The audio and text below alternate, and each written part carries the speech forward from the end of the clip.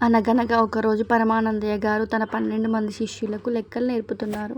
మనం 12 మంది ఉన్నాం. ఎప్పుడూ సరిగా లెక్కించుకోవాలి అని గురువుగారు చెప్పారు.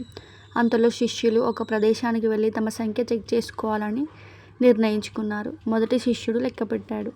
1, 2, 3, 11. తనను తాను లెక్కలో చేరకపోవడంతో 11 మాత్రమే అయ్యింది. అతను ఏడుస్తూ అన్నాడు, అయ్యో, మనలో ఒకరు పోయారు. తర్వాత రెండో శిష్యుడు లెక్కపెట్టారు. 1, 2, 3, 11. తనను మళ్ళీ లెక్కలో పెట్టకపోవడంతో 11 మాత్రమే అయ్యారు.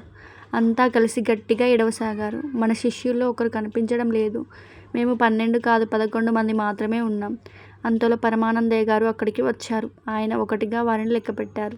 1, 2, 3, 12. గురువు నవ్వుతూ అన్నారు, అయ్యో మూర్ఖులారా, మీరంతా లెక్క పెడుతుంటే మిమ్మల్ని మీరు మర్చిపోతున్నారు. అందుకే ఎప్పుడు 11 వస్తుంది.